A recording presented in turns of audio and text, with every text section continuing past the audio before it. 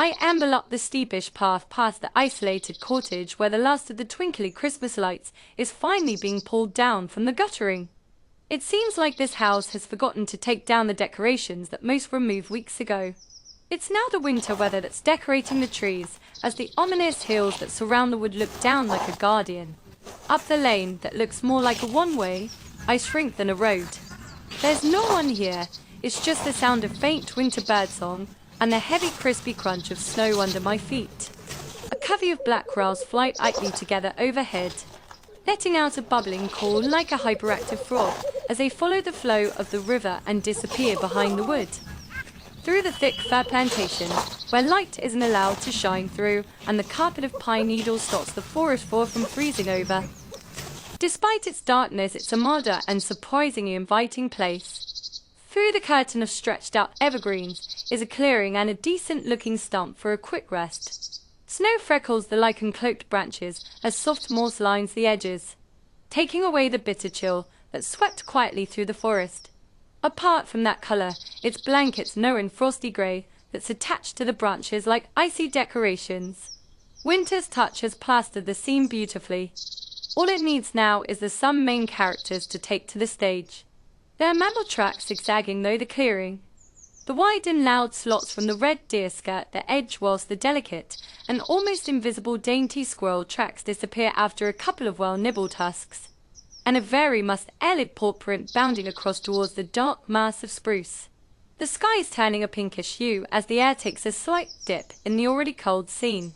Soft flakes of snow fall one by one like a gentle army invading the woodland. The vibrant green moss and powder yellow lichen that was just poking through is slowly being covered up in brilliant white. It's not long before the tracks of the animals that have passed or are taken away by the latest flurry. And even my heavy footprints have been covered. A cheeky chittering sound blows in like the gentle flurries, with a pastel blue crown and a collage of yellow and soft green. The blue tip flitters proudly amongst the needles of the ancient coast pine. The noise is joined by a mixed-sounding chatter as a mixed flock of call, and great tits are joined by a tiny gold crest and the delightfully delicate Highland specialist the crested tit. He moves from branch to branch, leaving his silvery call behind as he goes. Its crest flickers and raises up and down before settling on its mottled black and white head with ease. Its beady deep hazel eyes glance at me for a moment before returning to its frantic search for food. The cacophony of sound has broken the still as it moves around the denser trees. Behind me is pure silence. There's more prints, but these are fresh and not far from where I was just sat. I follow the path until the tracks that bound at a playful length until they disappear at the base of the oldest coloured onion pine. This tree is a cathedral amongst the others, a reminder of a not-so-distant past where this tree dominated the entire landscape. Now it's left in isolated pockets. The softest rusty red-coloured mammal prances in across the longest branch. It's a little red squirrel, and she's in no mood to stay still as she leaps and bounces from branch to branch.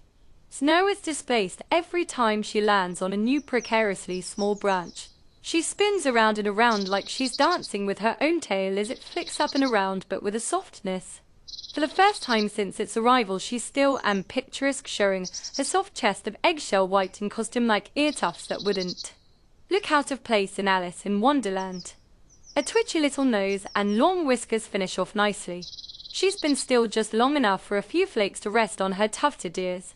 Her burnt orange coat is in complete contrast to the winter scene falling all around her. If you could freeze a moment for a Christmas card, this would be it. Her dainty feet shuffle as her tail moves to the rhythm, as again her tail flicks up and almost traps around her head.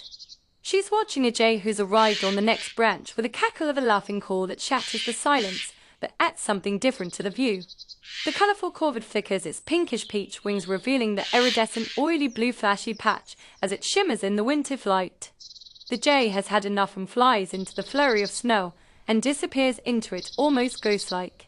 The moment is brief as she turns and leaps with effortless grace in one movement.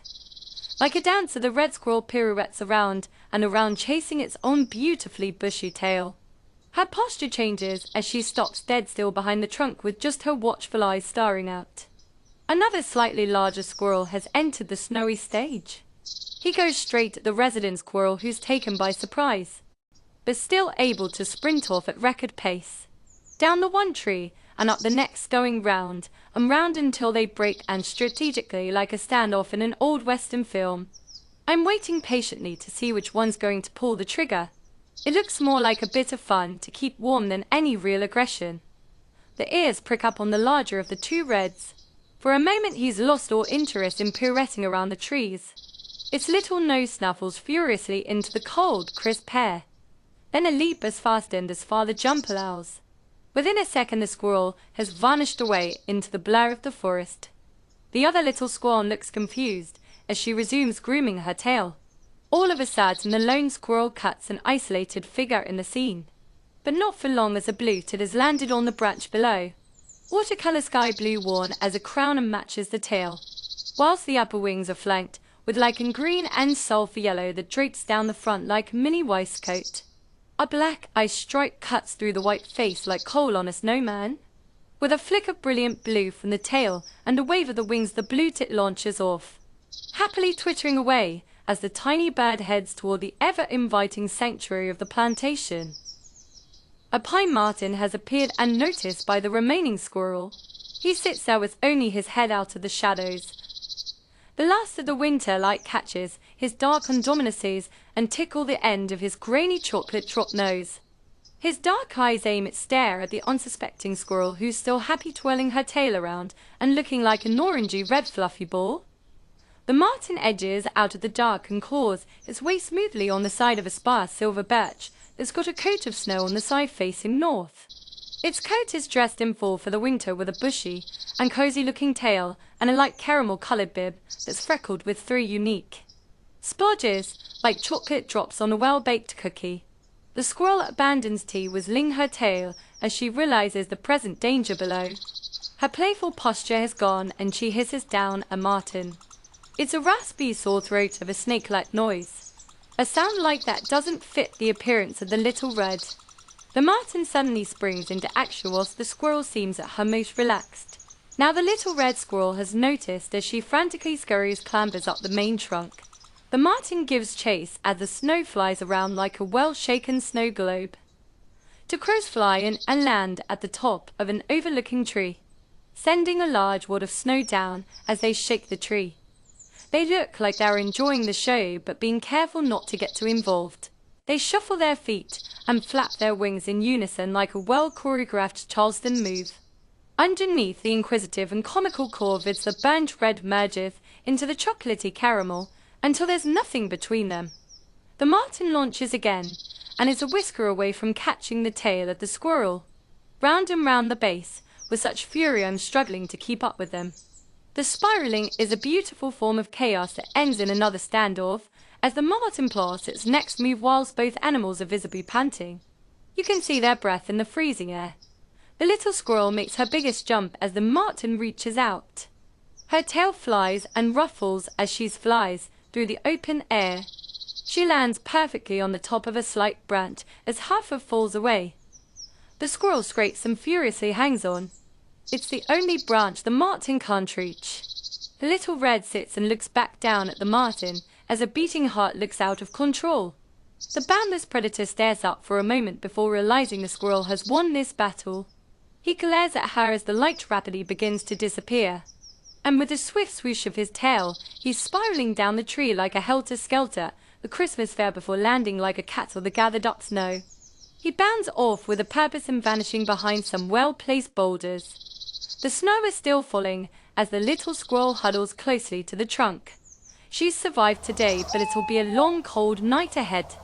A tawny owl calls loudly from the pines behind the clearing, giving the first indication that night is fast approaching. On the second leap, the red squirrel scurries and scampers up the spruce and vanishing into a messy-looking drain made of spindly brambles from birch and strewn with fir branches. My freezing hands are living proof I'm alive, and the little stump has provided the perfect seat. Watch the pool performance. As the waxing crescent moon rises and smiles as it weaves its way through the silhouetted ancient pines, and that's my cue to exit the scene.